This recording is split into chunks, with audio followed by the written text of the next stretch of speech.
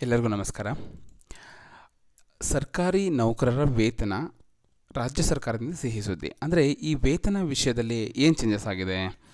So government employees ಸ್ಯಾಲ್ರಿದಲ್ಲಿ ಏನು changes ಆಗಿದೆ ಅಂದರೆ ಏನು ಒಂದು ಡಿಮ್ಯಾಂಡ್ ಇದೆ ಅನ್ನೋದು ನೋಡೋದಾದರೆ, ಕರ್ನಾಟಕ ಸರ್ಕಾರ ರಾಜ್ಯ ಸರ್ಕಾರಿ ನೌಕರರಿಗೆ ವೇತನ ವಿಚಾರದಲ್ಲಿ ಸಿಹಿ ಸುದ್ದಿ ನೀಡಿದೆ. ಅಂದರೆ ರಾಜ್ಯ ಮಟ್ಟದಲ್ಲಿ ಎಲ್ಲ ಸರ್ಕಾರಿ ನೌಕರರಿಗೆ ತಿಂಗಳ ಕೊನೆಯ ದಿನ ಅಂದರೆ ಒಂದೇ ದಿನ ವೇತನ ಪಾವತಿಸುವ ಬಗ್ಗೆ ಆದೇಶವನ್ನು ಹೊರಡಿಸಿದೆ. ಏನು ಅಂದರೆ ಕರ್ನಾಟಕ ಸರ್ಕಾರ ಪ್ರಾಯೋಗಿಕವಾಗಿ ಇನ್ನೂ ಜಾರಿಗೊಳಿಸಲಿದ್ದು, ಖಜಾನೆ ಇಲಾಖೆಗೆ ಅಧಿಕಾರಿ ಸಿಬ್ಬಂದಿಗಳಿಗೆ ಈ ಕುರಿತು ಮಾಹಿತಿ ನೀಡಲಾಗಿದೆ. ಏನು ಒಂದು ಖಜಾನೆ ಇಲಾಖೆ ಇದೆ, ಅದಕ್ಕೆ ಆಲ್ರೆಡಿ ಒಂದು ಮಾಹಿತಿ ನೀಡಿದ್ದಾರೆ, ಅಂದರೆ ಟ್ರೆಷರಿ ಟೀಮ್ಗೆ. ಇಲ್ಲಿ ಆರ್ಥಿಕ ಇಲಾಖೆಯ ಸರ್ಕಾರದ ಅಧೀನ ಕಾರ್ಯದರ್ಶಿಗಳು ಕೆಲವು ಮಾರ್ಗಸೂಚಿಗಳನ್ನು ಸಹ ಹೊರಡಿಸಿದ್ದಾರೆ. ಈ ಆದೇಶ ಏನಿದೆ, ಈ ಆದೇಶಗಳಲ್ಲಿ ಅಂತಹ ಅಧಿಕಾರಿ ಸಿಬ್ಬಂದಿ ವೇತನ ಹಾಗೂ ವೇತನ ಸಂಬಂಧಿತ ಕ್ಲೈಮ್ಗಳನ್ನು ಸೆಳೆದು ವಿತರಿಸುವ ಕುರಿತು ಎಂಬ ವಿಷಯವನ್ನು ಒಳಗೊಂಡಿದೆ.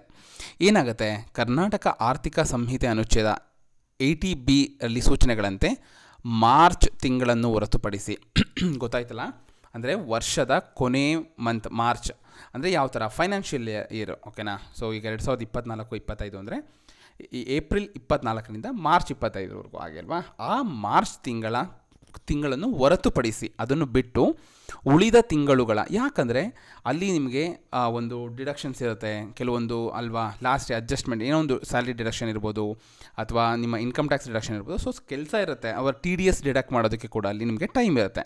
ಸೊ ಮಾರ್ಚ್ TDSನ ನೀವು ಮೇ 31 ಒಳಗೆ ಅವರು ರಿಟರ್ನ್ ಮಾಡಬೇಕು ಅಲ್ವಾ, ಅವ್ರಿಗೆ ಅಲ್ಲಿವರೆಗೂ ಟೈಮ್ ಇರುತ್ತೆ. ಸೊ ಅದಕ್ಕೋಸ್ಕರ ಆ ತಿಂಗಳನ್ನು ಹೊರತುಪಡಿಸಿ ಉಳಿದ ತಿಂಗಳುಗಳ ಸರ್ಕಾರಿ ನೌಕರರ ವೇತನ ಮತ್ತು ಭತ್ಯೆಗಳನ್ನು ಆಯಾ ತಿಂಗಳ ಕೊನೆ ಕೆಲಸದ ದಿನಾಂಕದಂದು ಅಂದರೆ ಆ ಮಂತಲ್ಲಿ ಯಾವುದು ವರ್ಕಿಂಗ್ ಡೇ ಬರುತ್ತೆ, ಮಾರ್ಚ್ ಆ ದಿನಾಂಕದಂದು ಮಾರ್ಚ್ ತಿಂಗಳ ವೇತನ ಮತ್ತು ಭತ್ಯೆಗಳನ್ನು ಮುಂದಿನ ಏಪ್ರಿಲ್ ತಿಂಗಳಿನಲ್ಲಿ ಕೆಲಸದ ದಿನಾಂಕದಂದು ವಿತರಿಸಬೇಕಾಗಿರುತ್ತದೆ ಅಂತ ತಿಳಿಸಿದ್ದಾರೆ. ಅಂದರೆ ಎಲ್ಲ ಮಂತಿಂದು ಆಯಾ ವರ್ಕ್ ಡೇನಲ್ಲೇ ಕೊಡ್ತಾರೆ, ಓಕೆನಾ. ಈಗ ಎಕ್ಸಾಂಪಲ್ 31 ಮಂಡೇ ಬಂದರೆ ಕೊಡ್ತಾರೆ. ಈಗ 31 ಸಂಡೇ ಬಂದರೆ ಮುಂಚೆನೇ, ಅಂದರೆ ಶನಿವಾರ ನಿಮಗೆ ಶುಕ್ರವಾರನೇ ಸ್ಯಾಲ್ರಿ ಆಗೋಗುತ್ತೆ ಆ ಥರ.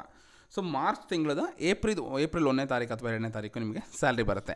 ಸೊ ಈ ಥರ ಇಳಿಸಿದ್ದಾರೆ. ಸೊ ಮೊದಲೆಲ್ಲ ಏನಾಗೋದು, ಡಿಲೇ ಆಗೋದು 4-5 ಈ ಥರ ಸ್ಯಾಲ್ರಿ ಬರೋದು. ಬಟ್ ಇವಾಗ ಅದನ್ನು ಏನು ಮಾಡ್ತಾ ಇದ್ದಾರೆ, ಒಂದು ದಿನ ಆಯಾ ತಿಂಗಳು, ಇವಾಗ ಪ್ರೆಸೆಂಟ್ ನೋಡ್ತಾ ಇರೋದು ಆಲ್ರೆಡಿ ಟ್ರೆಷರಿ ಟೀಮ್ಗೆ ಇನ್ಫಾರ್ಮ್ ಮಾಡಿದ್ದಾರೆ. ಸೊ ಇಷ್ಟರಲ್ಲೇ ಇದು ಜಾರಿ ಆಗುತ್ತೆ ಅಂತ ಕೂಡ ಹೇಳಿದ್ದಾರೆ.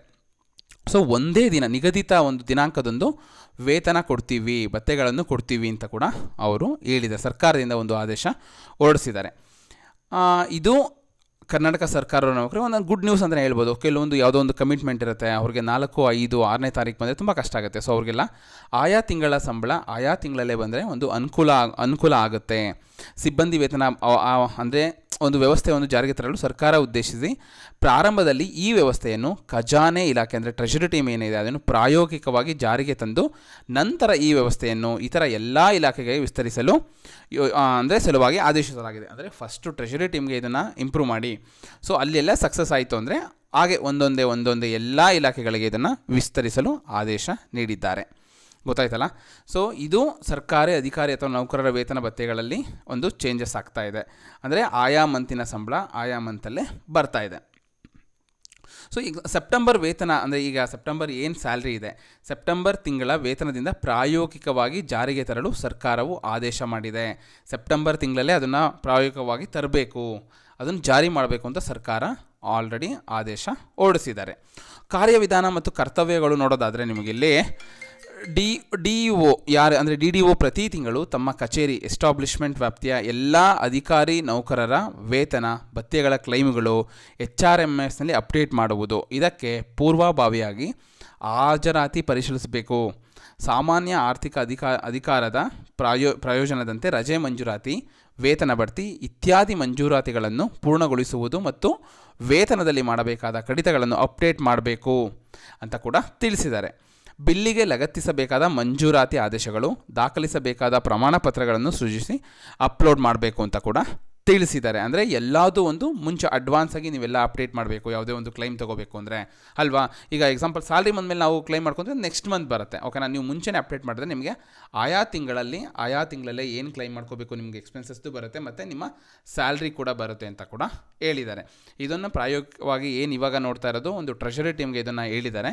ಸೊ ಅದು ಅಲ್ಲಿ ಒಂದು ಕಂಪ್ಲೀಟ್ ಆ ಪ್ರೋಸೆಸ್ ಒಂದು ಸಕ್ಸಸ್ ಆಯಿತು ಅಂದರೆ ಎಲ್ಲ ಇಲಾಖೆಗಳಿಗೂ ನಾವು ಇದನ್ನು ಕಂಟಿನ್ಯೂ ಮಾಡ್ತೀವಿ ಅಂತ ಕೂಡ ಹೇಳಿದ್ದಾರೆ. ಇದು ಸರ್ಕಾರಿ ಅಧಿಕಾರಿಗಳ ಯಾರೆಲ್ಲ ಸ್ಯಾಲ್ರಿ ತೊಗೊತಿದ್ದಾರೆ ಅದ್ರ ಬಗ್ಗೆ ಇರೋ ನ್ಯೂಸು.